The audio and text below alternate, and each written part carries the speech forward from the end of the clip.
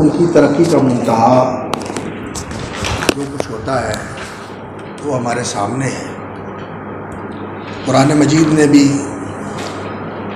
اس حقیقت کو بہت ہی تکرار اور بہت زیادہ وضاحت کے ساتھ بار بار دہرایا ہے کہ دنیا کا جو سامان ہے، دنیا کی جو لذتیں ہیں، یہاں کی جو راحتیں ہیں، ایک تو یہ ہے کہ یہ بہت تھوڑی ہے آخرت کے مقابلے میں۔ وما متاع الحیات الدنیا فی الآخرۃ الا قلیل، قل متاع الدنیا قلیل، اور آخرت کے مقابلے میں مد دنیا فی الآخرۃ الا کما یجعل احدکم اصبعہ فی الیم فلینظر بما ترجع، اس کی حیثیت یہ ہے آخرت کے مقابلے میں۔ اور یہ دنیا یہ نہیں جو آج 2020 کی دنیا ہے، 21ویں صدی کی دنیا ہے جس میں ہم جی رہے ہیں، نہیں، جب سے یہ پیدا ہوئی ہے اور جب تک رہنی ہے یہ ساری دنیا آخرت کے مقابلے میں الا قلیل، بہت ہی تھوڑی ہے۔ یہ کون کہتا ہے؟ اس کے بنانے والا، جسے ماضی کا بھی علم ہے، مستقبل کا بھی علم ہے، اور یہ حاضر بھی اس کے سامنے ہے۔ اس کے لیے کوئی چیز غیب نہیں، عالم الغیب والشہادہ، اور وہ کسی چیز سے بے خبر نہیں۔ لا یعزب عنہ مثقال ذرۃ فی الارض ولا فی السماء، سب کچھ اس کے علم میں بھی ہے۔ لا یضل ربی ولا ینسا، اور سب کچھ لکھا ہوا بھی ہے، اور وہ سب کچھ کو دیکھ بھی رہا ہے، ہر چیز اس کے سامنے عیاں ہے۔ وہ کہتا ہے کہ یہ قلیل ہے آخرت کے مقابلے میں، اور اس قلیل ہونے کے باوجود یہ فانی بھی ہے، ختم ہونے والا ہے۔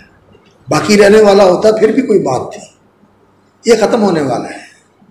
ایک تو یہ ہے کہ اس پورے سیٹ اپ میں ختم ہو جانا ہے، یہ ساری دنیا فنا کی طرف بڑھ رہی ہے، لیکن جو ایک آدمی کے حصے میں آتا ہے، جو ایک انسان کے حصے میں آتا ہے، اس کی زندگی کے گنے ہوئے سانس، گنتی کی گھڑیاں، گنتی کے دن رات، لمبی سے لمبی عمر گزار کے جانے والا بھی جب اللہ تعالیٰ قیامت کے دن اس سے پوچھے گا کم لبثتم فی الارض عدد سنین قالوا لبثنا یوما او بعض یوم فاسأل العادین۔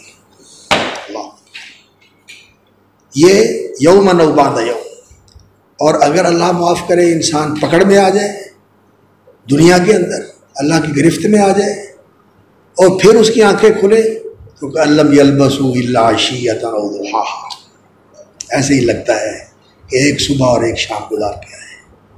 یہ انسان کا حال ہے۔ اس دنیا کی زندگی بہت ہی مختصر ہے۔ اب ہم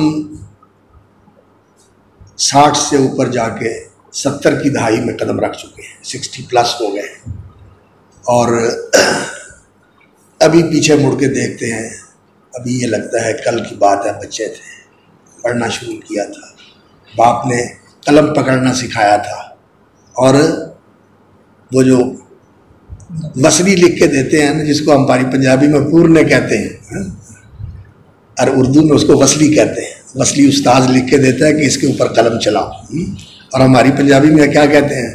پورنے پائے۔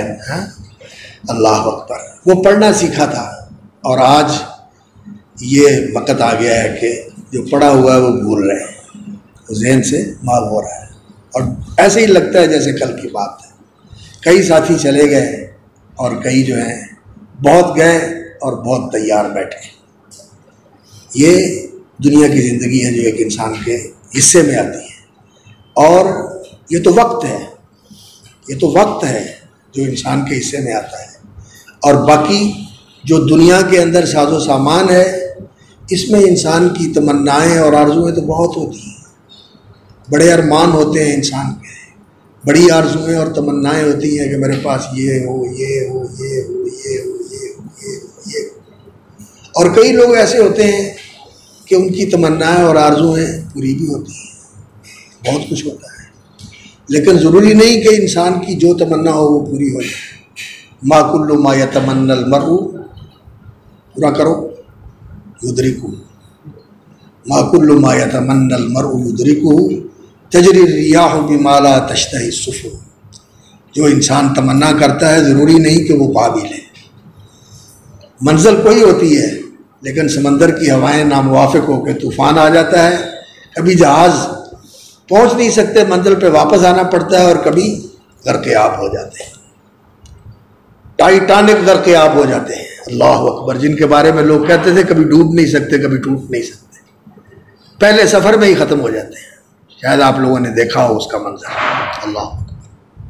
تو دنیا ایسی ہے، اس دنیا کے اندر انسان کی جو تمنائیں اور آرزوئیں ہیں یہ بے شک بہت زیادہ ہے، لیکن ساری انسان پاتا نہیں، اس لیے اس دنیا کے اندر انسان کو وہ رویہ رکھنا چاہیے جو اس دنیا کی حقیقت سمجھنے والوں نے بتایا ہے، اور وہ کون ہے؟ جنہوں نے اس دنیا کی حقیقت کو سمجھا اور جانا، کس کے بتانے سے، کس کے سمجھانے سے؟ اس دنیا کے بنانے والے اللہ کے بتانے اور سمجھانے سے انہوں نے سمجھا اور اس کا یقین کر لیا۔ انبیاء علیہ السلام جنہیں اللہ رب العزت نے بندوں میں سے چن لیا، اللہ یصطفی من الملائکۃ رسلا ومن الناس، جن کو اللہ نے منتخب کر لیا، چن لیا، اور ان کو اللہ رب العزت نے اپنے پاس سے علم دیا، وہی کا علم، اور وہ علم جو حقیقت کا علم ہے، جو علم حقیقت کا علم ہے۔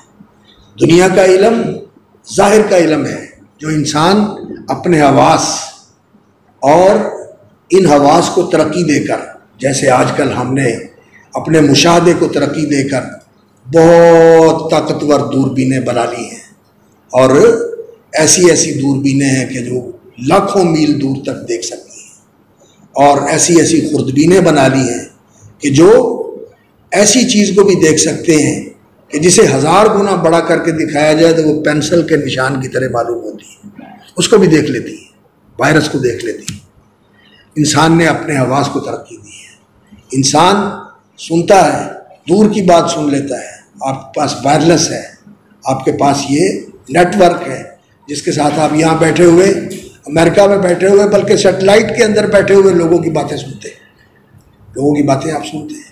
آپ نے اپنے حواس کو ترقی دی ہے، لیکن جو کچھ بھی یہ انسان کا علم ہے اس کے حواس کے ساتھ اس کو معلوم ہوتا ہے، یا پھر اس حواس کے بعد جو انسان کو اللہ نے عقل اور فکر کی قوت دی ہے، اس عقل و فکر کی قوت کے ساتھ انسان اندازے لگاتا ہے، گمان کرتا ہے کہ یہ ہے تو وہ ایسے ہوگا، وہ ایسے ہوگا۔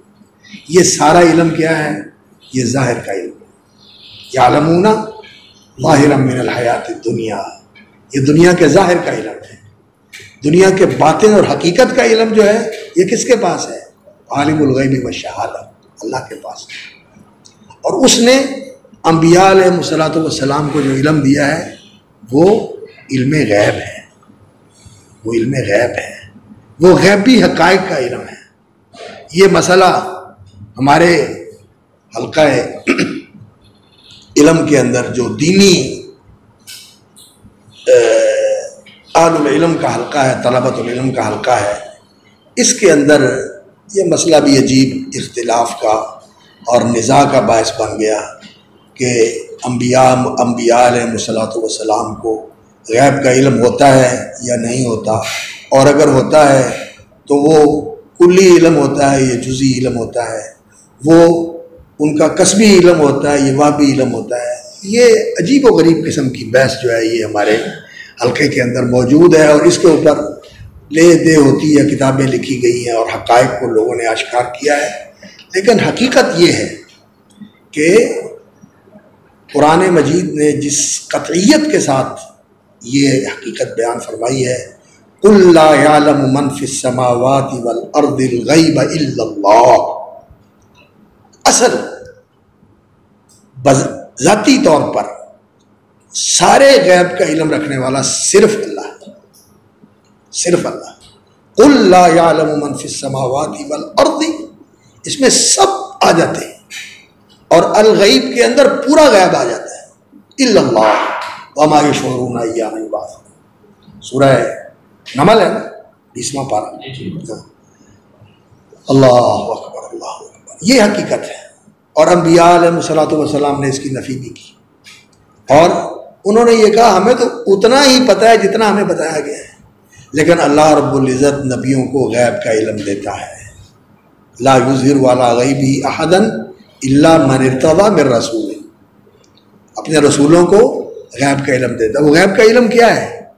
ہم لوگ اس کو اتنا محدود کر دیتے ہیں کہ جی وہ لوگوں کے بارے میں جانتے ہیں کہ اس نے کیا کیا، اس کے دل میں کیا ہے، اس نے سوچا کیا ہے۔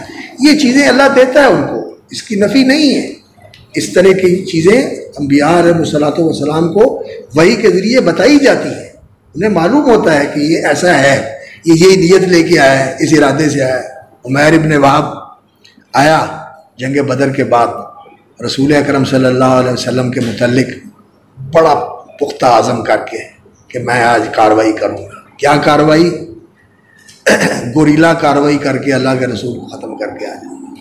اللہ اکبر۔ ابی کیا نام تھا اس کے ساتھ جو دوسرا تھا، ایک عمیر ابن وہب تھا اور ایک دوسرا جو ہے وہ اور بہت بڑا صفوان ابن امیہ میرا خیال اس کا نام تھا۔ ان دونوں نے یہ پروگرام بنایا کہ اللہ کے رسول صلی اللہ علیہ وسلم کا کام تمام کر دیا۔ انہوں نے بدر میں ہماری کمر توڑ دی، ہماری پوری فرنٹ لائن ختم کر دی اور باقی قید کر کے لے گئے اور مکے والوں کو ذلیل کر کے رکھ دیا، جن کی پورے عرب کے اندر عزت تھی۔ تو وہ صفوان اور یہ عمیر ابن وہب یہ دونوں بیٹھ کر پروگرام بناتے ہیں۔ عمیر کہتا ہے جی تو میرا چاہتا ہے کہ میں کارروائی کروں، لیکن مجھے اپنے بچوں کا ڈر ہے کہ ان کو کون دیکھے گا، یہ یتیم ہو جائیں گے، ان کو بھی دیکھنے والا نہیں ہوگا۔ تو صفوان کہنے لگا فکر نہ کر، جہاں میرے بچے ہوں گے وہاں یہ ہوگے، جو تو کرنا ہے تو کر دے۔ کہنے لگا میرا ارادہ یہ ہے کہ میں جاؤں، اللہ کے رسول کا کام تمام کر دوں اور پھر بچ جاؤں نہ بچوں وہ بعد کی بات ہے، پہلے یہ کام کروں۔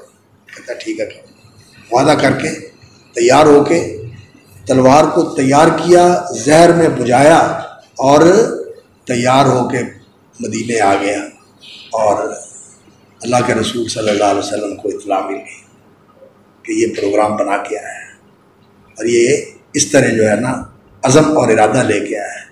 آپ صلی اللہ علیہ وسلم نے فرمایا یہ آیا ہے عمیر، ذرا ہوشیار ہو جاؤ۔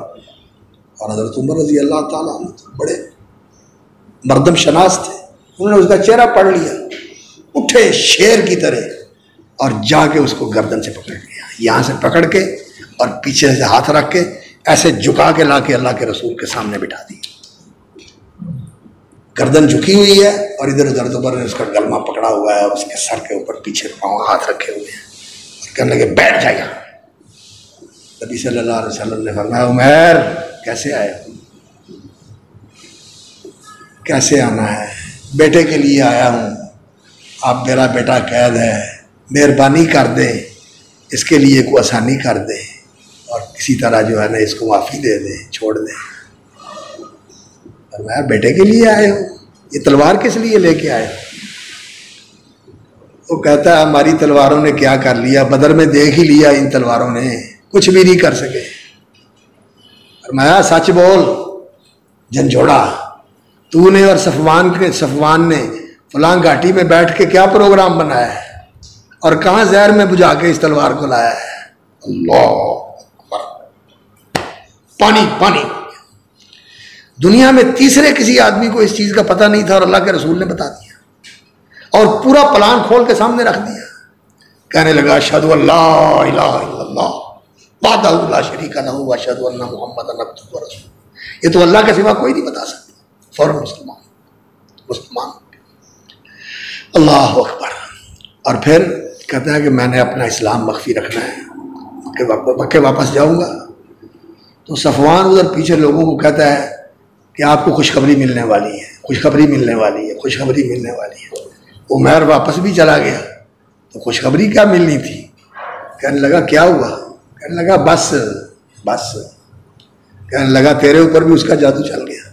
تو اللہ تعالیٰ اپنے نبیوں کو غیب کی خبر دیتا ہے۔ لیکن اللہ کے دینے سے، اللہ کے دینے سے، یہ ایک حقیقت ہے۔ تو بات یہاں سے آئی تھی کہ اللہ تعالیٰ انبیاء علیہ الصلوۃ والسلام کو غیب کی خبر دیتا ہے، غیب کی خبر دیتا ہے، لیکن اتنی جتنی وہ دیتا ہے، اس سے آگے کچھ نہیں، اس سے آگے کچھ نہیں۔ ماضی کا جو بتا دیا صرف اس کا پتہ ہے۔ تلک من انباء الغیب ذالک من انباء الغیب وما کنت لدیہم اذ اجمعوا امرهم وهم یمکرون۔ حضرت یوسف علیہ السلام کے بھائی جو کاروائی کر رہے تھے آپ وہاں نہیں تھے، اور جب اللہ تعالیٰ نے موسیٰ علیہ السلام کو وادی مقدس طوا کے اندر نبوت کے تاج سے سرفراز فرمایا تو آپ وہاں نہیں تھے، آپ نہیں جانتے تھے۔ وما كنت لديهم وما كنت بجانب الغربي إذ قضينا إلى موسى الأمر وما كنت من الشاهدين۔ ماضی کا بھی پتہ نہیں، مستقبل کا بھی پتہ نہیں، حال کا بھی پتہ نہیں، سوائے اس کے جو اللہ رب العزت جانتے ہیں۔ یہ بات بالکل واضح ہے، لیکن لوگ ٹھوکر کھا جاتے ہیں، اور ٹھوکر کس سے کھاتے ہیں؟ یتبعون المتشابہات، محکمات کو چھوڑ کر متشابہات کے پیچھے لگتے ہیں۔ یہ انسان کی غلطی ہوتی ہے، اور اللہ تعالیٰ سے پناہ مانگنی چاہیے کہ اللہ تعالیٰ انسان کو اس لغزش سے بچائے۔ اہل علم کی لغزش جو ہے صرف ان کے لیے ہی نہیں، دوسرے لوگوں کے لیے بڑا فتنہ بن جاتی ہے، بڑا فتنہ بن جاتی ہے۔ تو بہرحال اللہ رب العزت نبیوں کو غیب کا علم دیتا ہے، اور وہ غیب جو ہے وہ اس دنیا کی حقیقت بھی اس میں آتی ہے، اور ماضی کے حقائق بھی انہیں بتائے جاتے ہیں، مستقبل کے حقائق بھی انہیں بتائے جاتے ہیں، اور جو سب سے بڑا الحق ہے، جو سب سے بڑا الحق ہے وہ کیا ہے؟ اس دنیا کے بعد آخرت۔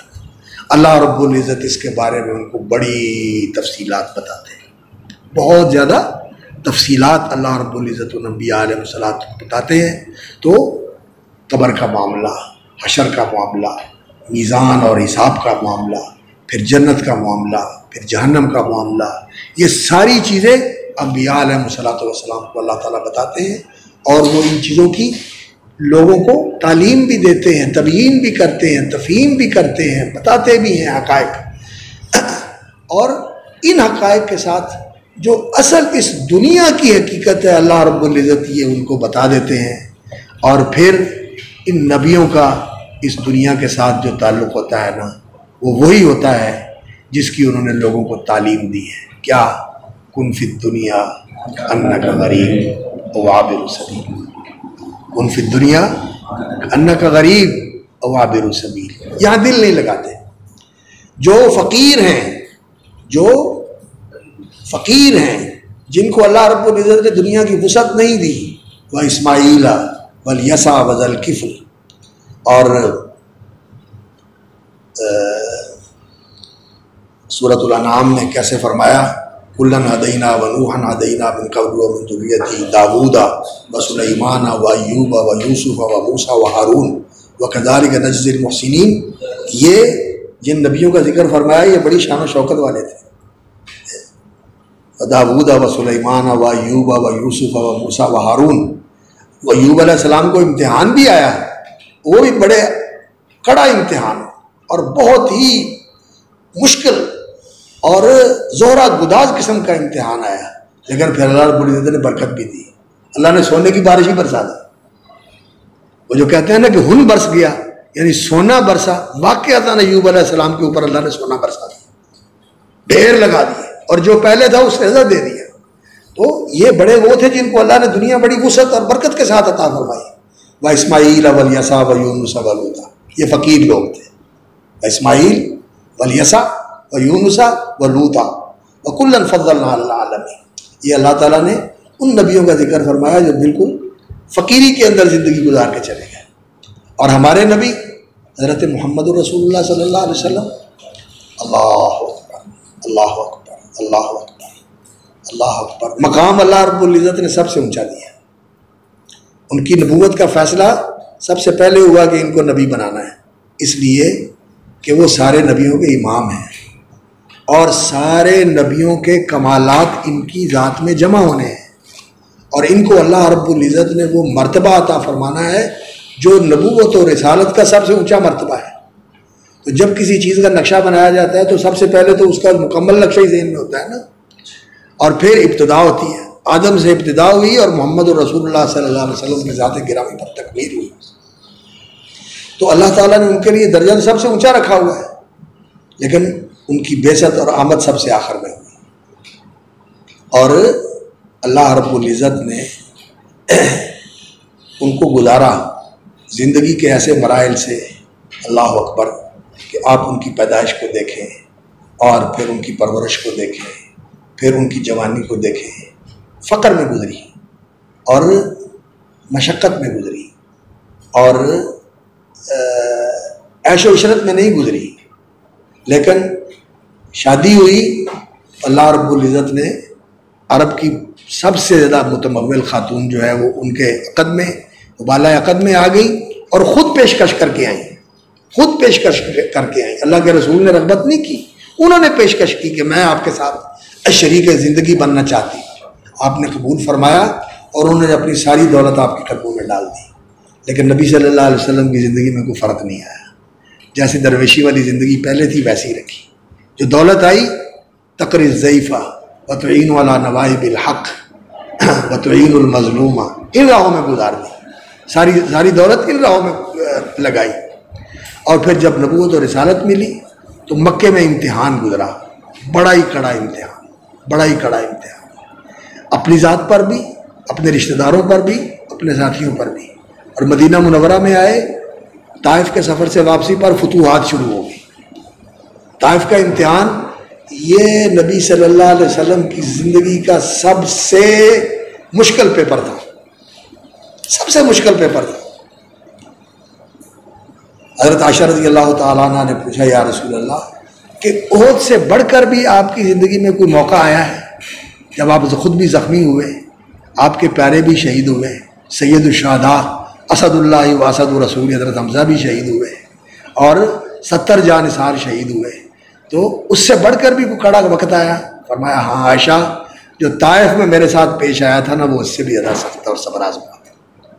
سب سے مشکل پیپر کون سا تھا؟ طائف کا. اللہ اکبر. اور اس کے بعد پیشکش بھی ہوئی. ملک الجبال آیا اور اس نے آ کر کہا کہ اشارہ کرے، آپ کے آنکھوں کے اشارے کی ضرورت ہے، ابھی سب کچھ ختم ہو جائے گا. کیا مکہ اور کیا طائف، نام و نشان مٹ جائے گا. یہاں بسنے والوں کا، یہاں بسنے والوں کا پیوندے خاک ہو جائیں گے، قصہ پارینہ ہو جائیں گے. اشارہ کریں. نہیں. اللہ اکبر. صبر کیا اور درگزر سے کام لیا اور کہا اگر یہ نہیں تو شاید ان کی نسلوں سے ماننے والے ہیں. رحمت للعالمین، اللہ نے رحمت بنا کر بھیجا تھا. بالمؤمنین رؤوف الرحیم، مومنوں کے لیے تو رؤوف الرحیم تھے ہی، لیکن وہ عالمین کے لیے بھی رحمت تھے. اس لیے ان کے لیے بددعا نہیں کی، عذاب کا سوال نہیں کیا. تو پھر فتوحات شروع ہو گئی. فرشتے آئے، انہوں نے آ کر پیشکش کی. جنات آئے، وہ اسلام لائے.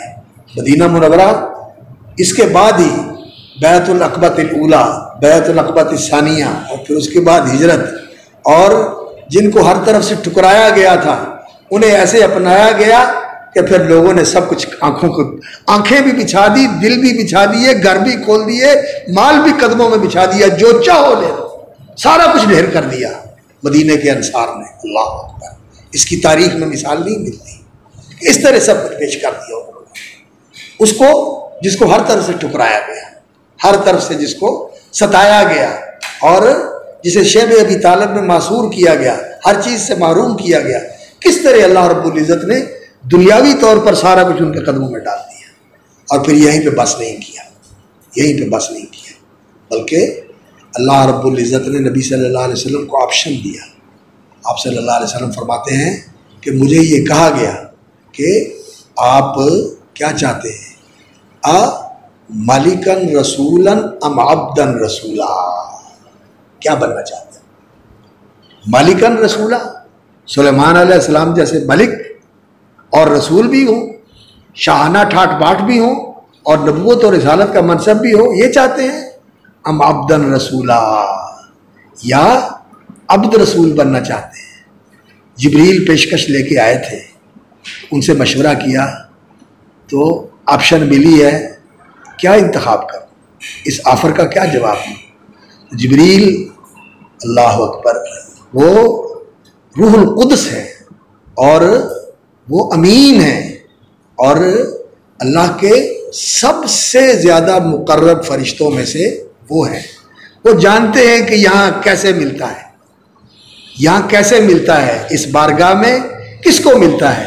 انہوں نے کہا جتنے نیچے ہو جاؤ گے اتنے اونچے ہو جاؤ گے، جتنے نیچے ہو جاؤ گے اتنے اونچے ہو جاؤ گے۔ پھر کہنے لگے عبدالرسولہ رسولہ، میں عبدالرسولہ رسولہ بننا چاہتا ہوں، مالکن رسولہ نہیں بننا چاہتا۔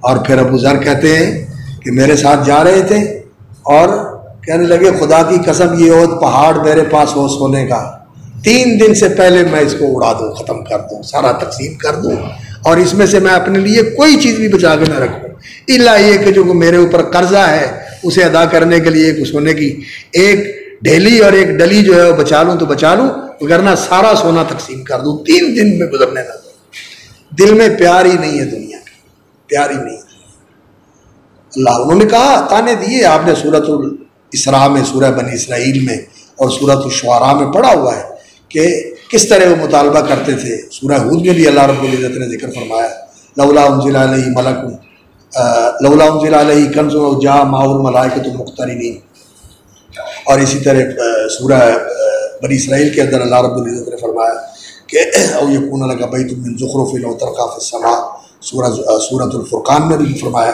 کہ وہ ایسے ایسے جو ہے نا مطالبے کرتے ہیں۔ اللہ رب العزت نے فرمایا کہ ہم سب کچھ کر سکتے ہیں، ہم سب کچھ کر سکتے ہیں، لیکن نبی صلی اللہ علیہ وسلم نے ان چیزوں کو پسند نہیں کیا، ان چیزوں کو پسند نہیں کیا اور دنیا میں دل لگایا ہی نہیں، دنیا میں دل لگایا ہی نہیں۔ تو ان کو اللہ رب العزت نے دنیا کی حقیقت بتا دی تھی، دنیا کی حقیقت بتا دی تھی، اور جو ان کے راستے کے پیروکار ہیں، جو ان کے راستے کے پیروکار ہیں، ان کے متبع ہیں اور یہتدون بہدیہ ویقتدون بامرہ ویستنون بسنتہ، یہ لوگ جو نبی صلی اللہ علیہ وسلم کے طور اطوار کو اپنانے والے ہیں، آپ کے نقش قدم پہ چلنے والے ہیں اور آپ کے اوامر کی اقتداء کرنے والے ہیں، پیروی کرنے والے ہیں۔ امر کے اندر دونوں چیزیں آتی ہیں، جو نبی صلی اللہ علیہ وسلم کا امر ہے یعنی آپ صلی اللہ علیہ وسلم کے اوامر اور احکام، اور دوسرا وہ جو امر رسول ہے دین، اس کی اقتداء کرتے ہیں، اس دین کی اقتداء کرتے ہیں، نبی صلی اللہ علیہ وسلم کی سیرت، سنت، آپ کی حدیث، اس کی اقتداء کرتے ہیں۔ تو یہ لوگ جو ہیں ان کو رسول اکرم صلی اللہ علیہ وسلم کی جو باطنی کیفیات تھی ان کیفیات کو حاصل کرنے کی کوشش کرنی چاہیے، یہ صرف ظاہر تک محدود نہ رہیں بلکہ ان باطنی کیفیات کو اپنے اندر منتقل کرنے کی کوشش کرنی چاہیے، اور ہر کام کوشش سے ہوتا ہے۔ ظاہر کے لیے بھی انسان کو کوشش کرنی پڑتی ہے اور باطن کے لیے زیادہ کوشش کرنی پڑتی ہے، باطن کے لیے زیادہ کوشش کرنی پڑتی ہے۔ چیز یاد کرنے کے لیے دیکھی چیز فٹافٹ دیکھ لی، لیکن اس چیز کو اچھی طرح جانچنا کہ یہ کیسے بنی ہوئی ہے، کیا کیا ہے، پوری تفصیلات کیا ہے، جزیات کیا ہے، اور اس کی بناوٹ کیا ہے، ساخت کیا ہے، کیسے بنی، کس نے بنائی، میٹیریل کیسا ہے، کاریگر کیسا ہے، ان چیزوں کے لیے گہرائی سے دیکھنا پڑتا ہے۔ اور پھر ان چیزوں کو ذہن میں محفوظ کرنے کے لیے اور زیادہ گہری سوچ کی ضرورت ہوتی ہے۔ تو ہر چیز کے لیے محنت کی ضرورت ہوتی ہے، تو ظاہری علم کے لیے بھی محنت کی ضرورت ہے، اور یہ جو اس علم کا باطن ہے، جو اس علم کی حقیقت ہے، جو اس علم کی اصل روح ہے، جو اس علم کا اصل عرفان اور ایقان ہے، اس کے لیے تو انسان کو اور زیادہ محنت کرنے کی ضرورت ہوتی ہے۔ تو بات خیر یہاں سے آئی تھی، آج تو بات جو ہے بالکل تمہید میں ہی سارا وقت گزر گیا۔ تو بات تو میں آپ کو یہ بتانا چاہتا تھا کہ اللہ رب العزت نے ان نبیوں کو دنیا کی حقیقت بتائی ہے، اور ان نبیوں کو اس دنیا کی حقیقت کا یقین تھا، اور ہمارے لیے بھی جو پہلا قدم ہے وہ کیا ہے؟ یؤمنون بالغیب، غیب پر ایمان رکھتے ہیں، غیب پر یقین رکھتے ہیں۔ اب اللہ رب العزت کی ذات عالی صفات، وہ قدوس، وہ سبوح، وہ العلی العظیم، العلی القدیر، اور العلیم الخبیر، العلیم الحکیم، اور رب السماوات والارض، رب العالمین، جس کی یہ صفات ہیں وہ بھی غیب میں ہے، ہم اسے دیکھ نہیں سکتے، اگرچہ اپنی قدرتوں کے ساتھ، اپنی قوتوں کے ساتھ، اور اپنی رحمتوں اور لطافتوں اور عنایتوں اور نوازشوں کے ساتھ ہمیں ہر وقت اپنے ساتھ محسوس ہوتا ہے۔ وَهُوَ مَعَكُمْ أَيْنَمَا كُنتُمْ، ہمیں محسوس ہوتا ہے کہ وہ ہمارے ساتھ ہے۔ ایک معیت عامہ ہے اور ایک معیت خاصہ ہے، تو یہ دونوں محسوس کرتے ہیں۔ جو دین والے ہیں ان کو معیت خاصہ بھی حاصل ہوتی ہے، اور معیت عامہ تو ساری مخلوق کو حاصل ہے۔ ما یکون من نجوی ثلاثۃ الا هو رابعهم ولا خمسۃ الا هو سادسهم ولا ادنی من ذلک ولا اکثر الا هو معهم اينما كانوا وهو معكم اينما كنتم، جہاں کہیں بھی تم ہوتے ہو تمہارے ساتھ ہوتا ہے۔ تو وہ ساتھ تو ہے ہمارے، لیکن کیسا ہے، کیسی اس کی ذات ہے، کیسا اس کا جمال ہے، اللہ اکبر، جمال قدس ہے اس کا، اور کیسی اس کی ذات عالی کی نورانی کیفیت ہے۔ انسان کے دل میں تو آتا ہے نا کبھی ہے حقیقت منتظر نظر آ لباس مجاز میں، کہ ہزاروں سجدے تڑپ رہے ہیں میری جبین نیاز میں۔ انسان چاہتا ہے، موسیٰ علیہ السلام نے اظہار کر دیا، رب ارنی انظر الیک، اللہ مجھے دکھا دے، میں بےتاب ہو رہا ہوں تجھے دیکھنے کے لیے۔ موسیٰ تیری سکت نہیں ہے، تو دیکھ نہیں سکتا، لن ترانی، ابھی تیرے اندر وہ سکت نہیں، وقت آئے گا تو دیکھے گا، لیکن ابھی دیدار کے لیے انتظار کر۔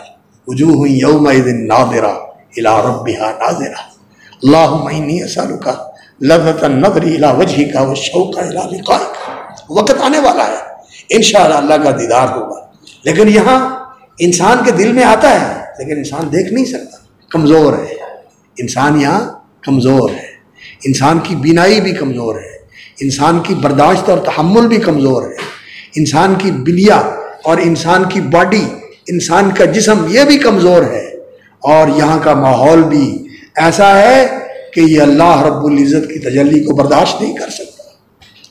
حجابہ والنور لو کشف عن وجہہ لأحرقت سبحات وجہہ من انتہا الیہ بصر۔ یہ پورا انوائرمنٹ جس کے اندر ہم جی رہے ہیں، یہ اللہ رب العزت کی تجلی کو برداشت نہیں کر سکتا، یہ سارا ختم ہو جائے۔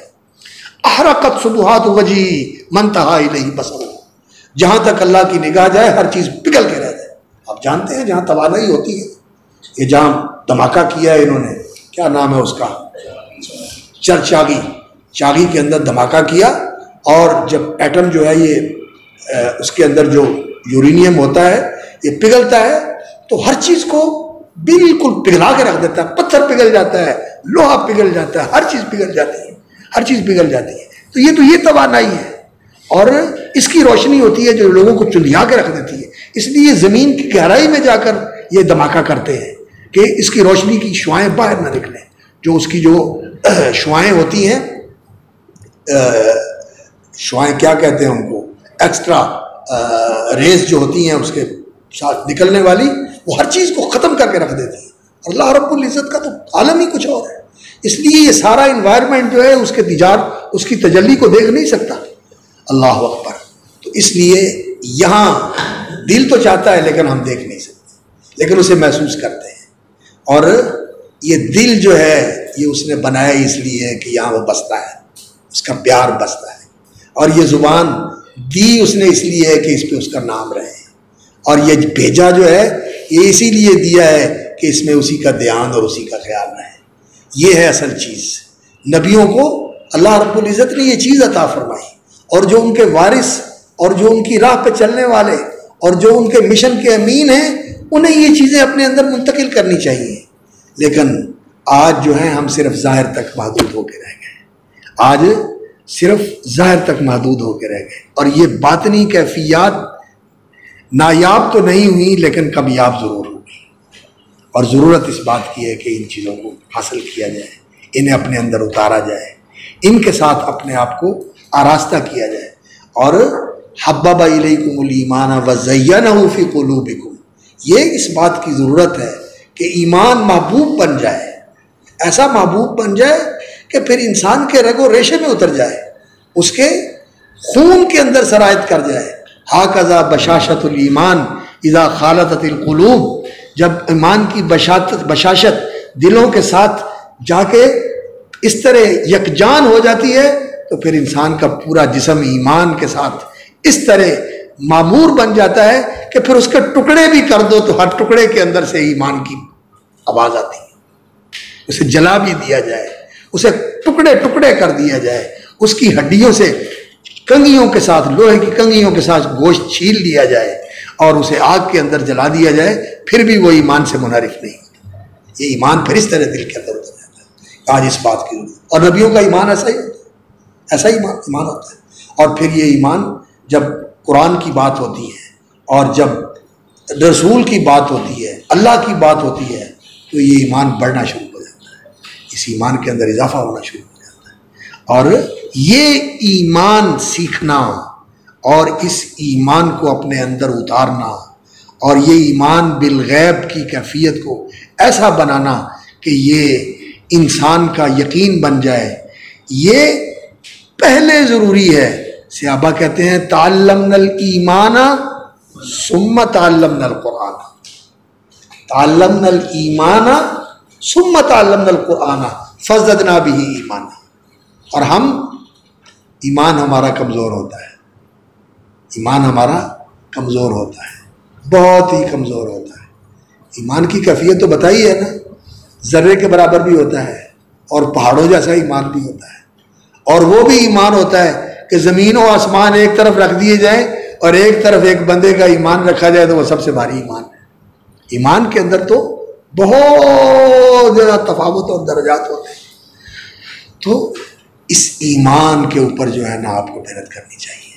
قرآن کے ساتھ جڑے، اللہ کے رسول کی سیرت کے ساتھ جڑے، صحابہ کے ساتھ جڑے اور اس علم کی قدر کریں جو حقیقت کا علم ہے اور جس سے اس کائنات کی حقیقتیں بتائی جاتی ہیں.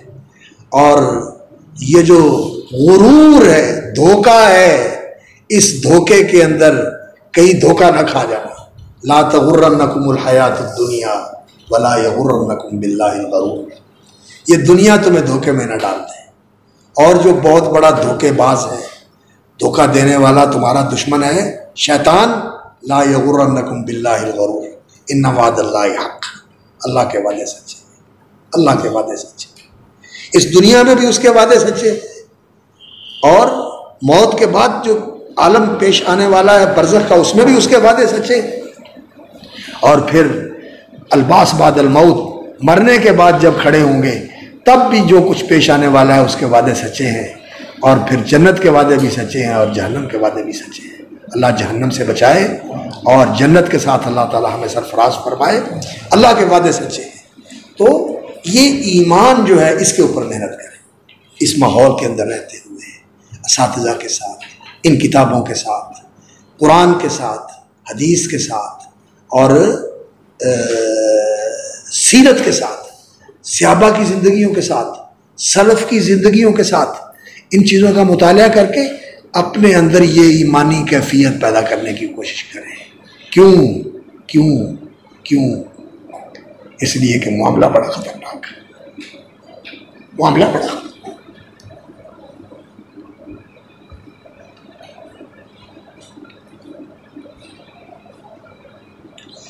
رسول اکرم صلی اللہ علیہ وسلم کا فرمان ہے اکثر منافقی امتی قراء، میری امت کے زیادہ منافق علماء ہوں گے. اس لیے ایمان کی فکر کر کے اپنے ایمان کو بنانا چاہیے، اپنے ایمان کو صحیح کرنا چاہیے، کہیں منافق نہ ہو جائے. جو دین کو دنیا کا ذریعہ بناتا ہے، دنیا کے لیے جو دین کو اکٹھا کرتا ہے اور سیکھتا ہے اور جمع کرتا ہے، منافق ہے، دنیا کے لیے لگا ہوا ہے. یہ دین جو اللہ نے اس لیے دیا تھا کہ اس کے ذریعے تم اللہ کو حاصل کرو، اللہ کے رسول کے ساتھ جڑ جاؤ، آخرت کے ساتھ جڑ جاؤ. انسان ان چیزوں سے آنکھیں بند کر کے اس دنیا کے لیے انسان کو اس کو بنا لے. یہاں مجھے شہرت مل جائے، یہاں مجھے صحبت مل جائے، یہاں مجھے منصب اور مقام مل جائے، کوئی عہدہ مل جائے، کوئی روزگار مل جائے. اللہ اکبر، یہ منافقت ہے. اور یہ حدیث جو ہے یہ ہر وقت یاد رکھنے کی ہے. اکثر منافقی امتی قراء، اس لیے اللہ تعالی ہمیں اس سے بچائے. اللہم انا نعوذ بک من النفاق اللہم طہر قلوبنا من النفاق واعمالنا من الرياء والسنتنا من الكذب. اللہ تعالی ہمیں اس سے محفوظ رکھے. اللہ تعالی ہمیں ایمان نصیب فرمائے. تو تعلم الایمان ثم تعلموا القرآن. اس ایمان پہ محنت کرو, اس ایمان کو اپنے اندر اتارنے کی کوشش کرو. اور یہ جو علم الغیب جس کے لیے اللہ نے تمہیں چنا ہے, اس کا یقین اپنے اندر پیدا کرو. یہ اصل چیز ہے, یہ اصل دولت ہے. جس کو اللہ نے یہ دے دیا, پھر اللہ اس کو کہتا ہے کہ لا تمدن عینیک الی ما متعنا به ازواجا منهم زہرۃ الحیات الدنیا لنفتنہم فیہ ورزق ربک خیر وابقی. پھر جو تمہیں ملا ہوا ہے یہ باقی رہنے والا ہے اور یہ بہتر ہے. یہ سوکھی روٹی ہو, مل بھی جائے اور نہ بھی ملے تب بھی یہ بہتر ہے. ورزق ربک خیر وابقی. اللہ تعالیٰ مجھے بھی نصیب کر دے. میرے لیے بھی دعا کیا کرے اللہ تعالیٰ ایمان نصیب کرے. اور میں آپ کے لیے دعا کرتا ہوں کہ اللہ تعالیٰ آپ کو بھی ایمان کی دولت کے ساتھ رکھنا اور اللہ تعالیٰ اس علم کا نور نصیب فرمائے, اس علم کا یقین نصیب فرمائے. اللہ رب العزت اس علم کے لیے جس ذہانت کے ساتھ ذہانت اور محنت, اس کے ساتھ زکوٰۃ, پاکیزگی اور اخلاص اور صدق اور تجرید جس کی ضرورت ہے, اللہ تعالیٰ ہمیں وہ بھی نصیب فرمائے. اللہ تعالیٰ اس راستے میں ہمیں قبول فرما لے. یہ دل کی باتیں ہیں, میں نے آپ کے ساتھ کی ہیں. اللہ کرے کہ یہ باتیں مجھے بھی یاد رہیں اور میں بھی ان کا مصداق بن جاؤں, اور آپ کو بھی اللہ تعالیٰ ان کا مصداق بننے کی توفیق عطا فرمائے. وآخر دعوانا الحمدللہ رب العالمین. سبحان ربک رب العزت عما یصفون وسلام علی المرسلین والحمد للہ.